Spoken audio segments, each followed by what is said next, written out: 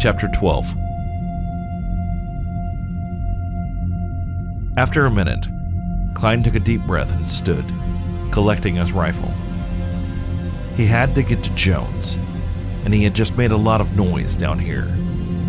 Time to move and get both of their asses to a safe house.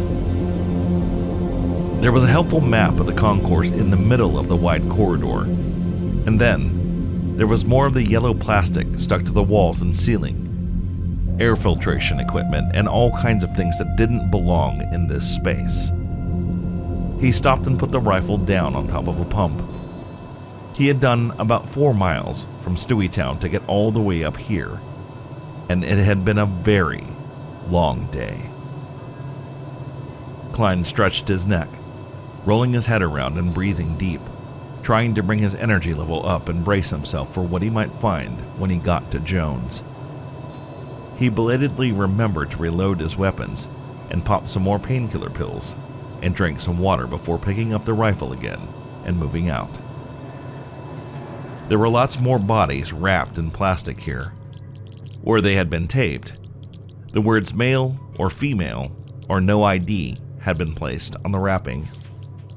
Body bags had a certain calming effect. That's not a person in there, it's just a body. But when the body was wrapped in clear plastic, you knew it was a corpse inside, a deceased person. You could see if they had been thin or overweight, how tall they were, or other little details. So much death here. Everywhere you looked, dozens of corpses in view. There were easily over 1,000 bodies in the underground mall and subway station. The winter cold permeated down into the unheated subways in the mall, keeping them all preserved, for now.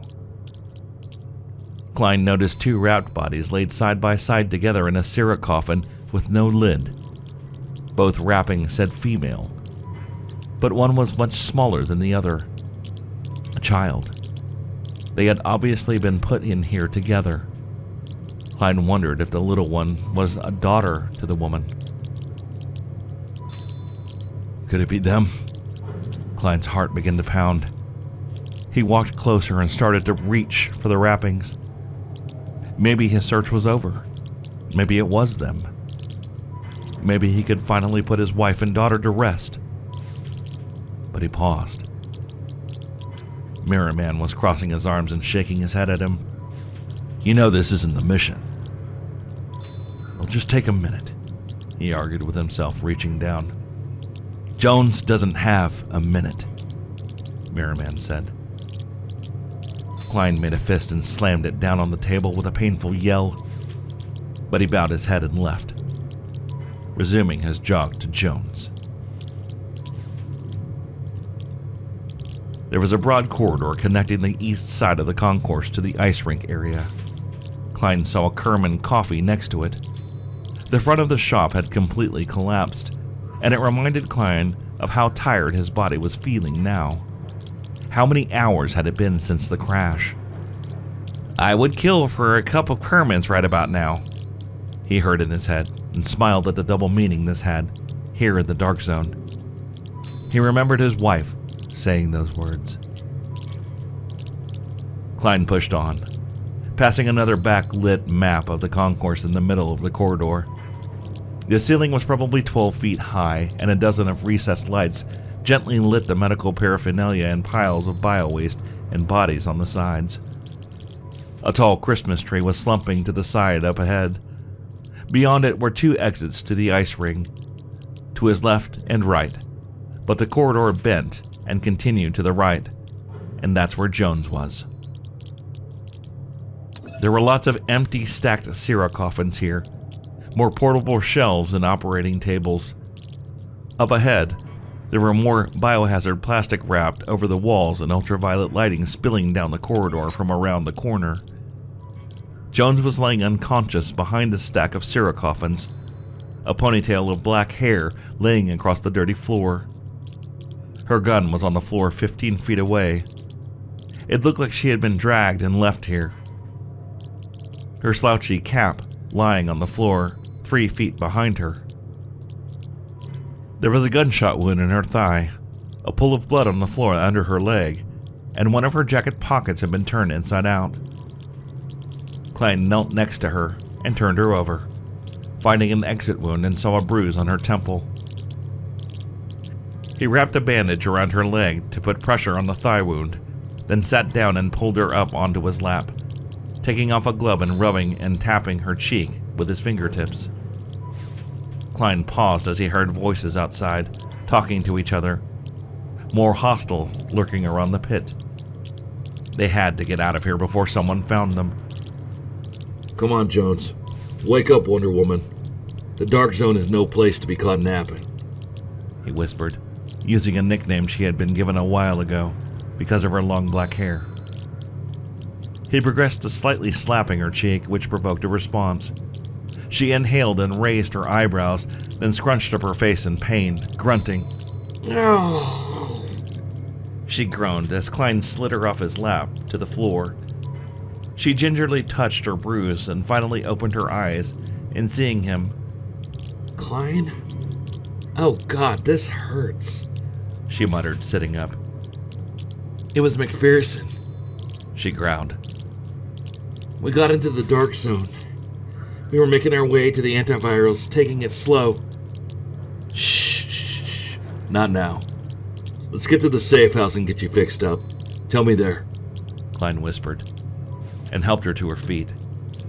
They retrieved her gun, a SOCOM MK-20, and she limped along with an arm over Klein's shoulders, back through the mall, to some stairs going up to street level. There was a safe house entry right next to the street level exit, but before they went up, Klein popped another first aid nanite canister, and the nanites glommed onto both of them.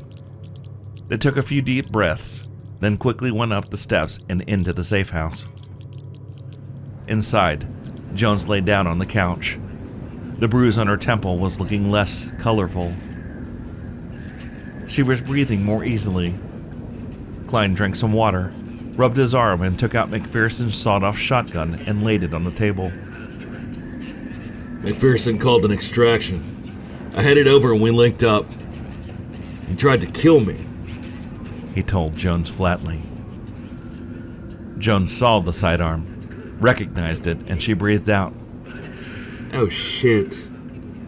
Glad you're okay. Is he... she asked, letting the unfinished question hang in the air. Klein simply nodded. Jones looked at the ceiling. We found each other just a little after the crash.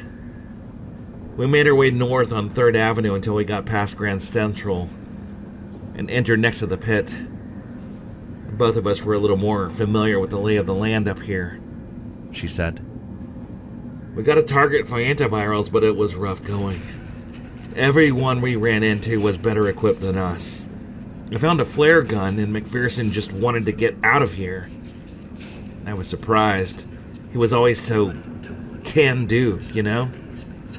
She asked, staring off into space. Klein nodded. Yeah. We were trying to get to some antivirals in an alley to the south, but the Rikers just kept spamming us with grenades, forced us down into the mall.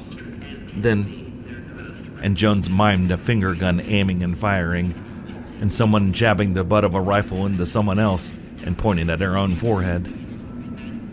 Klein held up a finger, took off his backpack, opened it, and pulled out the antivirals. He was smiling proudly until he saw the bullet hole in the container. His face went slack as he unscrewed the cap and found the vials inside, all broken. Time seemed to slow as he realized that everything he had done had been for nothing. His jaw dropped, his eyes clenched shut, and he bowed his head, gritting his teeth. This was worse than a shot in the gut. He couldn't say a word, only groan in desperate disappointment. Jones looked, and her eyes went wide as she understood what it was and what had been inside. Are those... Klein, what did you... Why did you come back for me? She sputtered. Klein put his face in his gloved hands and gave a long sigh. I guess I hope someone would have done it for me, he offered. Oh my God. This was... You had... Jones began to say, sitting up, but then stopped herself. Thank you, she said quietly. Klein nodded, but they were both feeling the weight of the loss still. Jones looked up, thinking. She had put a hand on Klein's shoulder. Wait. McPherson's antivirals were in the alley to the south. My antivirals are a block further north. Klein looked up at her. It's not far. We can make it. We get them, and we get the hell out of here. Was there still hope? Klein began to pull out of the nosedive his spirit had just taken. But Klein, Jones added, if another one of us goes down, the mission has to come first, she warned, pointing a finger at the broken canister. She touched her watch, and a location she had marked showed up on his mini-map. Okay, but there's something else, Klein told her. Jones frowned and then raised her eyebrows. What? Did you come across some dead agents just inside the DZ? Lots of blood? Klein asked. Jones' eyes widened. Yeah? What do you know? Klein shook his head and shrugged. They've been killing agents all over the Dark Zone. Agent hunters or something. They're chopping off hands and taking smartwatches as trophies. They? How many are there? Jones asked, concerned. At least 2. And they have SHD tech, Klein added. What? Oh, fuck this, Jones groaned, laying back down. Mac knocked you out, called an extraction, and that's where I caught up with him.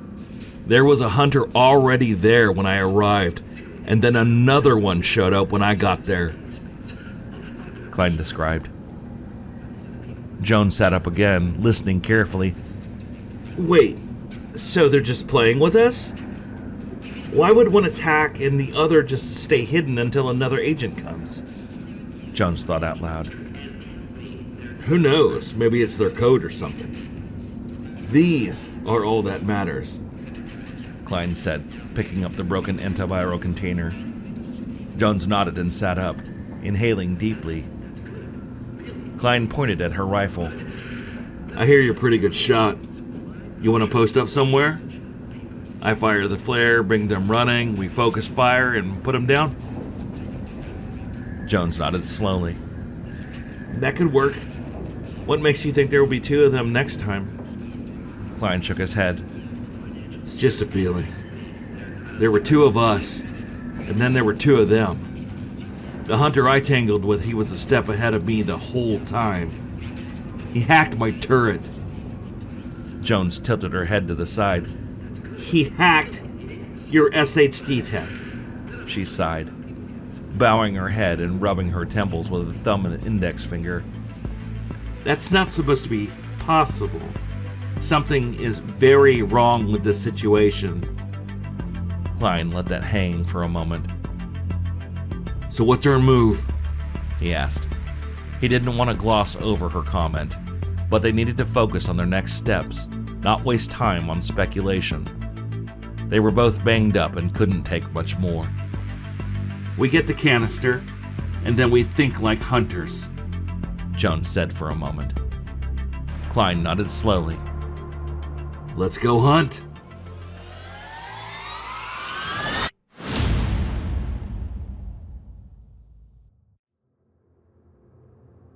Chapter 13. Klein and Jones gave each other a nod, but they took a few minutes to prepare. Klein changed his field dressing. They gave the nanites some time to work, had a snack and hydrated, and then the pair set out. He had his pulse and another turret ready, and Jones had her first aid and support station gadgets ready. Klein felt better knowing that now someone was watching his back. He took point and pointed at the stairs going down under the street. Let's go through the underground mall. I want to check something. Jones nodded. It was a smart move to take the route that had been cleared. Klein turned right and came to the coffin with the two females inside and stopped. He sent out a pulse and saw that only a couple of hostels, up above at street level, were far away. Hold a sec, he said, and put down his gun and turned towards the bodies. Klein, let's keep moving, Jones said, her voice laced with tension. Wait, I think it's them, Klein answered, pulling at the wrappings at their feet. She had a tattoo of a sparrow above her ankle. He just needed a quick look. Just give me a minute. Jones spoke again softly. Klein, they're not going anywhere. We need to move, she said, touching his shoulder. Klein shrugged her off. She had a tattoo. Her ankle. I just need to see. Do you have a knife? He said, talking faster. I need to know, he said, trailing off, trying to find a way to pull the wrapping free without damaging it or the corpse. Jones took one of his hands into both of her own. I know, Klein. I know you've been looking for them, but tonight we have a mission. A big one. Klein tried to remove his hand, but Jones held it fast. A mission that might save hundreds of thousands of other fathers and husbands from the same heartbreak. Right? Tomorrow, I will come with you, I swear. We'll come back together. They'll still be here. In fact, we'll go in a 4-man squad. If it's them, we will cover you and we will take their bodies to Bryant Park and put them to rest. Tomorrow. But right now, we have to go. Klein paused, taking a few breaths. No, they've waited long enough, Klein protested, taking his hand back from Jones and patting his pockets, looking around for something, anything, he could use to cut through the wrappings. Jones backed off for a moment. She owed Klein, but her instincts told her that letting this continue was not a good idea. She set her jaw, reached into her pocket and pulled out a multi-tool. She flipped out a blade, tapped it on the side of the coffin to get Klein's attention, and held it out to him. Klein nodded and began carefully cutting into the wrappings at the feet. Klein, Jones began. Don't. Klein stopped her. Jones sighed and walked around the table and Klein, letting him work. But she gently tried again. Klein, you're gonna see that it's her or you're not. It's been a long day and you're gonna have an emotional response. And then you're gonna want to do something else. And all the while, stop the shit. All right? Klein spat, pointing the knife at Jones. I came here with all the rest of the second wave, and they had already been here for weeks. I should have been here. Klein shouted, anguished. Jones set down her knife, held up her hands, and pursed her lips. You're here, now. She pointed a finger of her raised hand down at the coffin, the bodies inside. And you know what they would want you to do.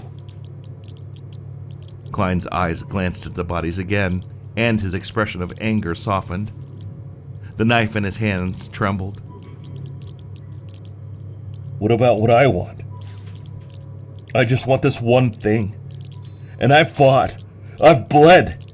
I've been frozen and burned. He shook his head and lowered the knife. Jones let out a breath she had been holding in. And you'll get it, I promise. We just have to do this first. Klein closed his eyes and nodded, embarrassed. He was nearing exhaustion, and emotions were running high, but he had to keep it together. Jones was right. He gave her back her knife, then took a nearby coffin lid and snapped it into place, covering the bodies inside. He placed his hand on the lid for a moment, then picked up his gun, turned, and jogged towards the stairs leading up to the street. Up the stairs past the biohazard plastic, there were trees bare of leaves, but with festive little lights strung around them. Snow was falling slowly, lazily. A glance to the left, and he saw a large, shallow pool. The fountains weren't running, but there were huge red-crimson ornaments stacked on top of them.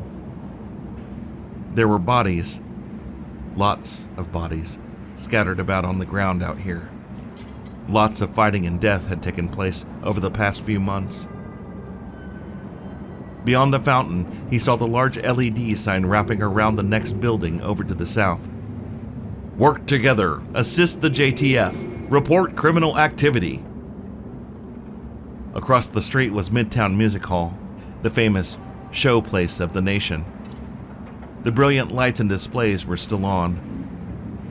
Some thug that thought he was clever had knocked out some of the lights, so that the vertical Midtown Music sign now read, "I own you."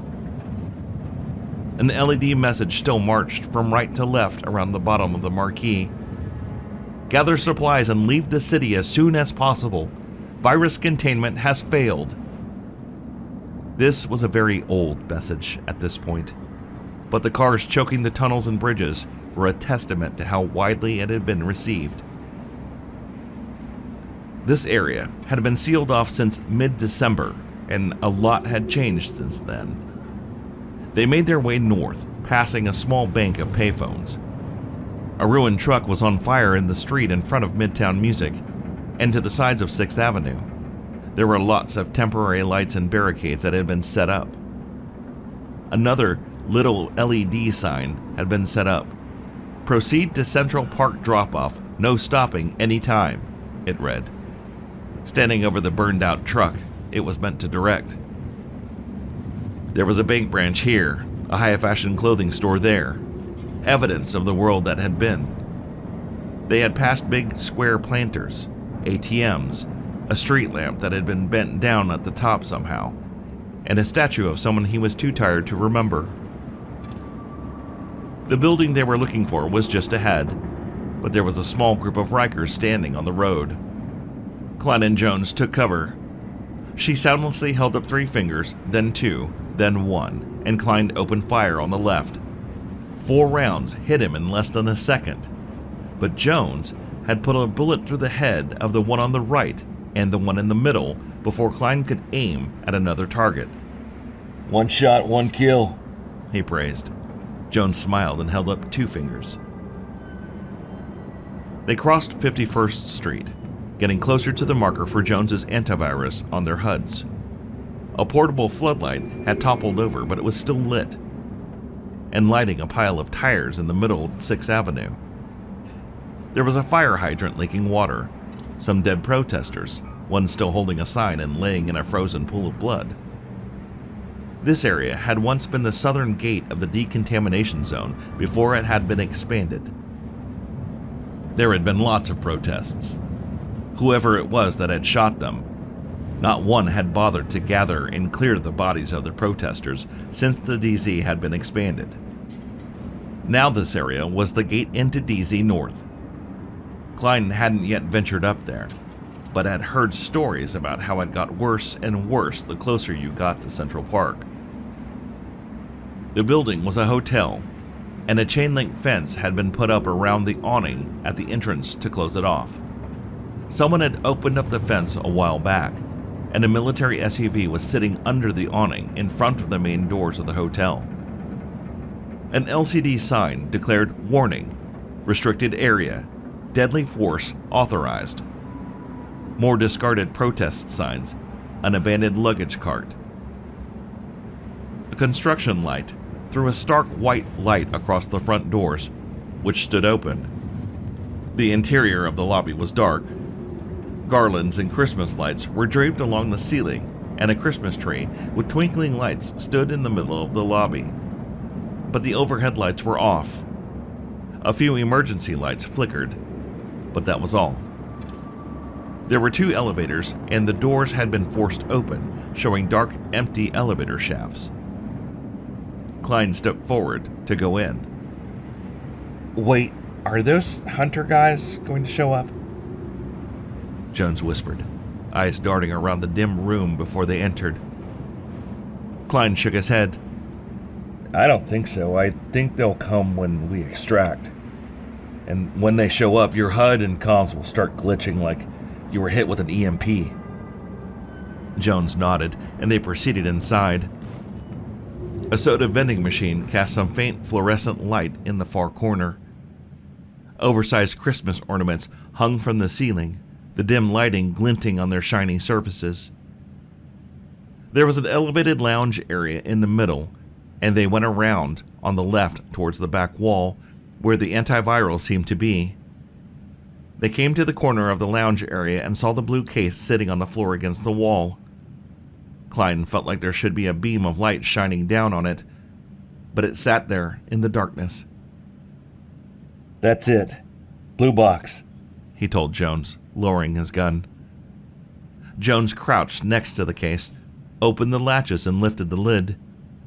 She reached in and pulled out a white canister wrapped in cardboard insulation. She looked at it for a moment and smiled slightly, then held it up and turned to Klein. Klein nodded and jerked his head back towards the way they came. Jones slid off her sling pack and opened the zipper. Klein kept a lookout as she put the precious cargo away. Jones pulled up her holo map. So, we've got 3 extractions to choose from. What do you think? Just go for the closest? Collapse scaffold? Klein gave her a wry smile.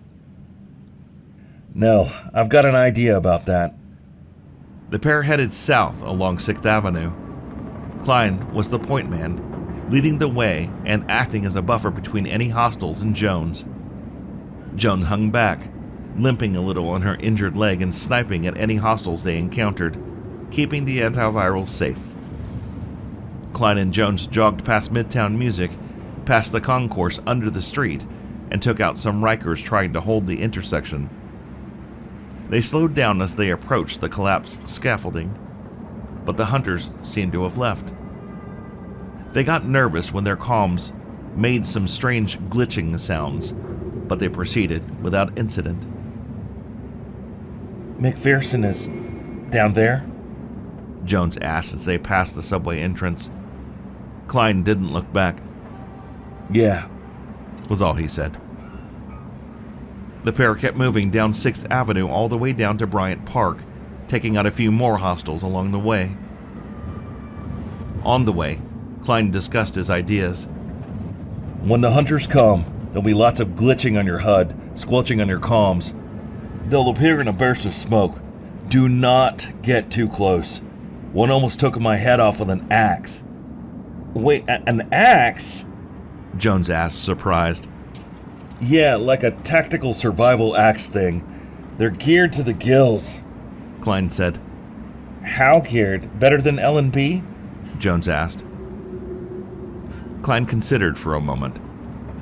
L&B can't hack our stuff.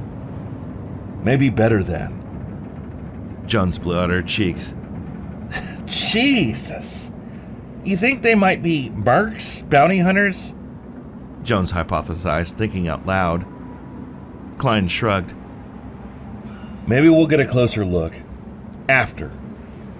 But they have shade tech equipped. Top-level weapons, grenades, medkits, the works. Klein continued, recounting everything he could remember from their brief and terrifying encounter. Something occurred to him. Hold up.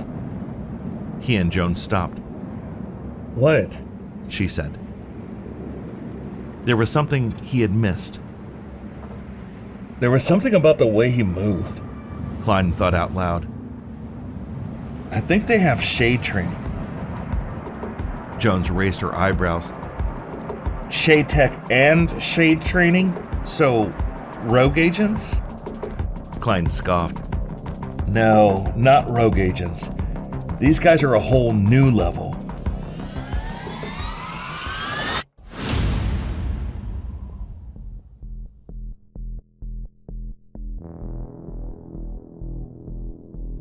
Thank you for listening to this section of Beyond Survival. Written by Matthew Shields.